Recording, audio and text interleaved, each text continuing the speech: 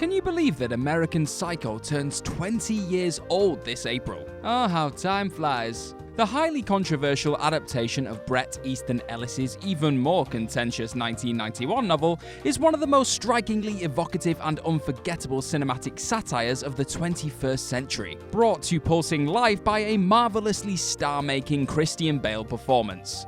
Bale fought tooth and nail to secure the role, and combined with Mary Harron's knowing direction, delivered a searing adaptation of Ellis's source material, and one that's aged spectacularly well 2 decades later. With all that being said, it's also worth noting that the difficult circumstances surrounding the film's production and release certainly make for some fascinating stories too. And so on the eve of American Psycho's 20th birthday, I'm Gareth from WhatCulture.com, and here are 20 things you didn't know about American Psycho. Number 20. Christian Bale based Patrick Bateman on Tom Cruise and Nicolas Cage. Christian Bale didn't rely solely on Ellis's novel for inspiration when deciding how to portray psychopathic protagonist Patrick Bateman, as according to director Mary Harron, Bale based his performance partially on a Tom Cruise appearance on The Late Show with David Letterman. Harron claims Bale was taken with Cruise's intense friendliness with nothing behind the eyes, and incorporated that quality into his rendition of Bateman. Bale has also stated that he studied Nicolas Cage's performance as the literally vampiric literary agent protagonist of the 1989 cult classic black comedy Vampire's Kiss. These touchstones, combined with Ellis's source material, clearly gave Bale plenty to work with when it came time to shoot. Number 19. The $7 million budget mostly consisted of music licensing costs. The film ended up costing a rather slender $7 million, undeniably aided by the fact that Christian Bale was an up-and-comer incapable of commanding a massive salary. As it turned out, the bulk of the budget was a result of the film's extensive use of pop music, including the likes of New Order, Genesis, Robert Palmer, Huey Lewis and the News, and Simply Red. Given the notorious expense involved with licensing hit songs, it's honestly pretty impressive that they could score so many pop classics while bringing the entire budget well under $7 million. Especially with names like Willem Dafoe and on-the-rise Reese Witherspoon in the cast too. Number 18. Willem Dafoe was asked to act each scene 3 different ways. Willem Dafoe appears in a supporting capacity as private detective Donald Kimball, who becomes suspicious of Bateman's murderous activities over the course of the film but isn't ever able to prove them correct. Director Harron asked Dafoe to play his scenes 3 different ways in alternate takes. Firstly, he'd play Kimball as though he knew that Bateman killed Paul Allen, secondly as totally aware, and thirdly as unsure either way. Harron then alternated between these takes while editing Dafoe's scenes, creating an intentionally inconsistent portrayal of the character throughout the film, in order to keep the audience unsure of what Kimball really made of Bateman. Number 17. Many crew members had no idea Christian Bale wasn't American. If you know much at all about Christian Bale's acting process, you'll probably be aware that he tends to maintain his character's accent until production is completed. To that end, the Wales-born English actor kept up his American accent even while not shooting scenes. And given that Bale wasn't exactly a name commodity back in 1999, many of the crew didn't even realize he wasn't American. Bale didn't drop his accent until the movie's wrap party, much to the surprise of many crew members, who at first thought he was simply preparing for his next movie by speaking in an English accent, when it actually turned out to be his natural twang. He's a talented sod, that Bale, isn't he? Number 16. It was originally given an NC-17 rating by the MPAA. A movie as transgressive and boundary-pushing as American Psycho was always going to have some trouble getting through the MPAA's nebulous certification process. And unsurprisingly, the first cut of the movie received the dreaded NC-17 rating. NC-17 is effectively the kiss of death for movies, given that many major cinema chains won't even screen them. And so while Mary Harron argued with the MPAA over their harsh rating, they ultimately insisted she trim 18 seconds worth of footage from the movie. Amusingly, the MPAA were offended less by the brutal violence and more the sexual content of Patrick Bateman's threesome scene. Go figure.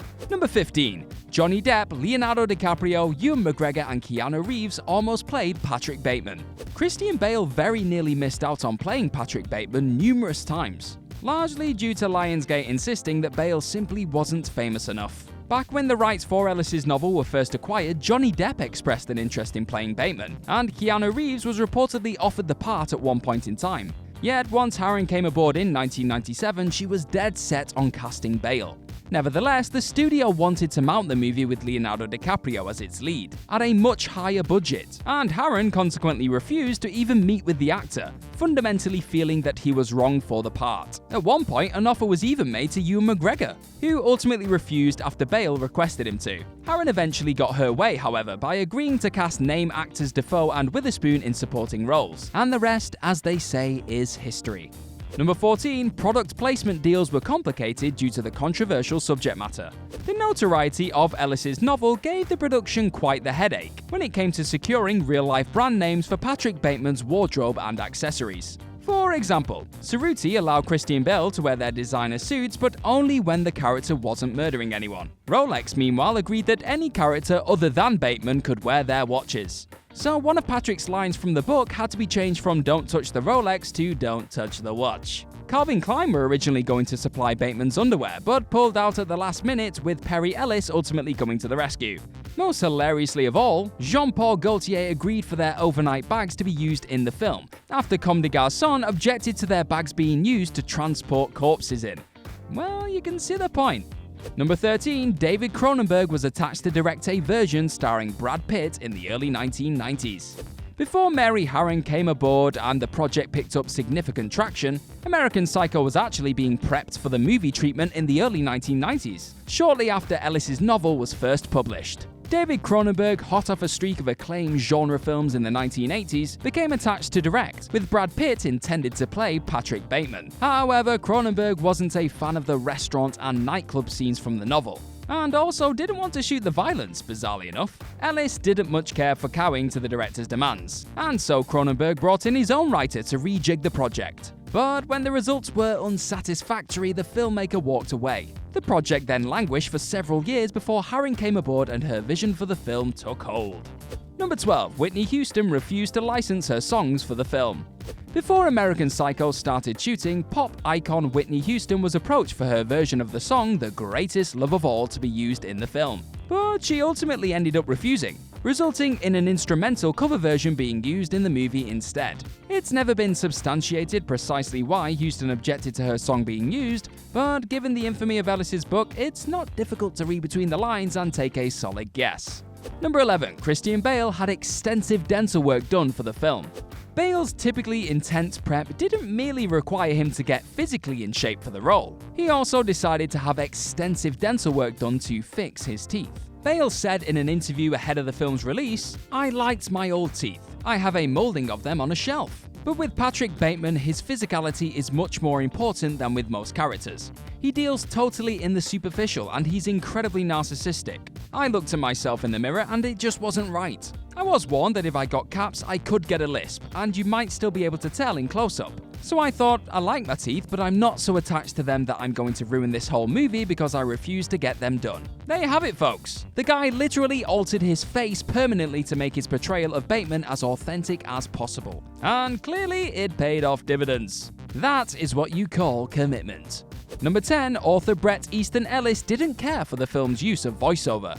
Bret Easton Ellis was mostly happy with how the movie turned out, though stated that there were two elements he disliked: Christian Bale's improvised moonwalk while he murders Paul Allen, and the film's voiceover narration from Bateman. Ellis felt that the voiceover was too explicit. Yet it feels like a bizarre complaint given that Bateman's narration is also a major narrative element of the novel. And above all else, thanks to Bale's slimeball delivery, it worked fantastically.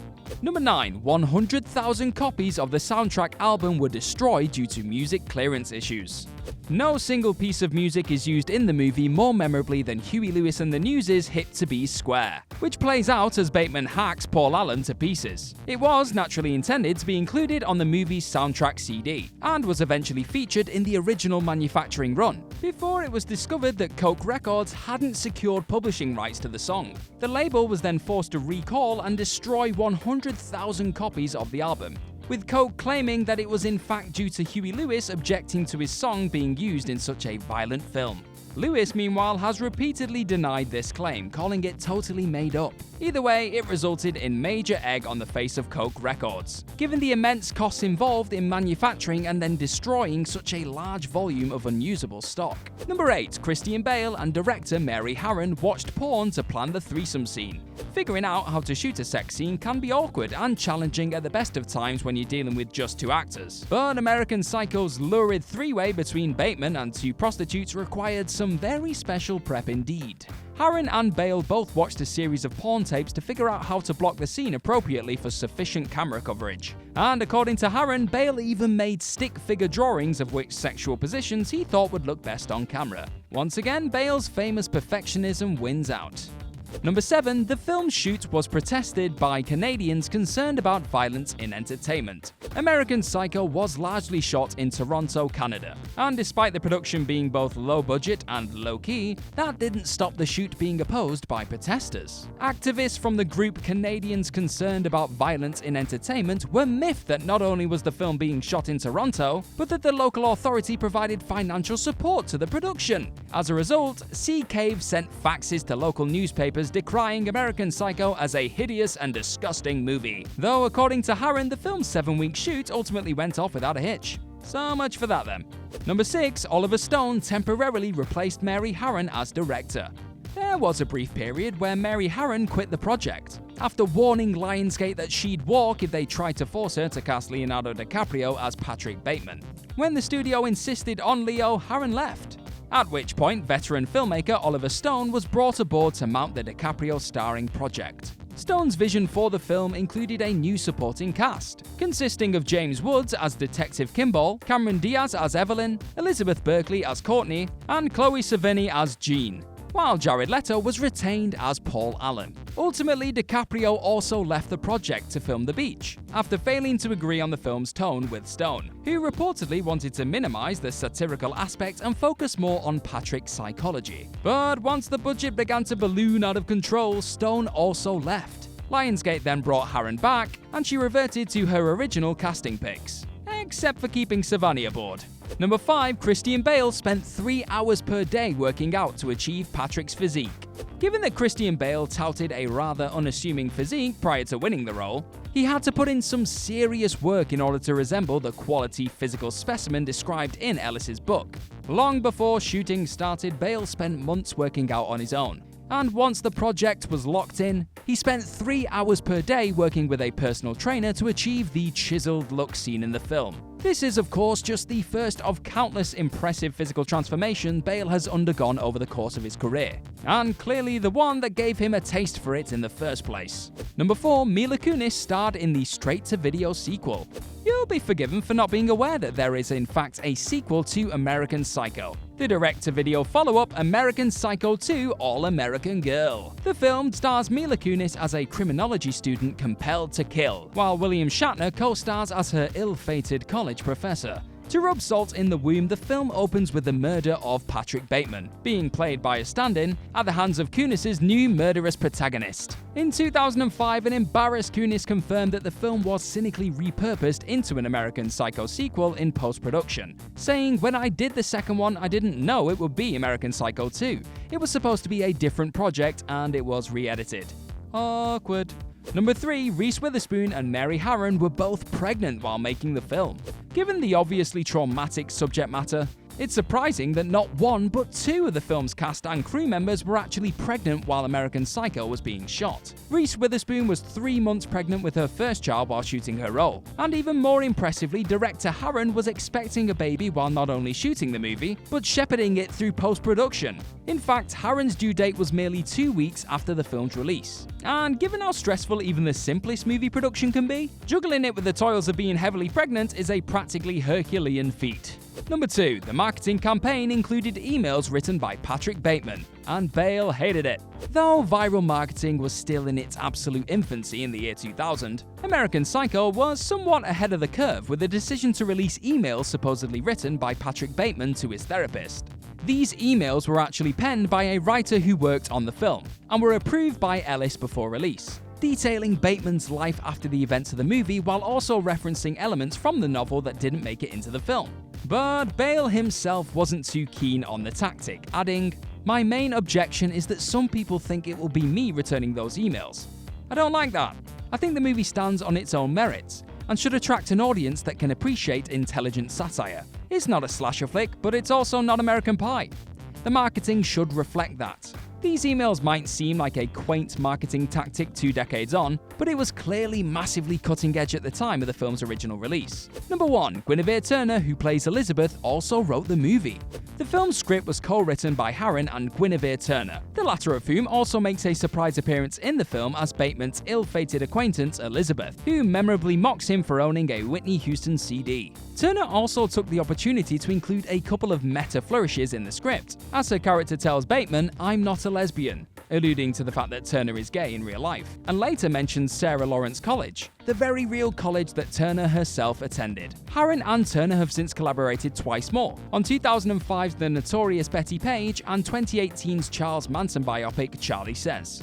And that is our list. Know of any other American Psycho facts that we may have missed? Let us know all about them in the comments section below, and do not forget to like, share, click on that subscribe button and ring the bell while you're there. Also, be sure to head on over to whatculture.com and click on some more brilliant articles just like the one this video is based on. I've been Gareth from whatculture.com, thank you very much for watching, and I'm sure I'll see you soon.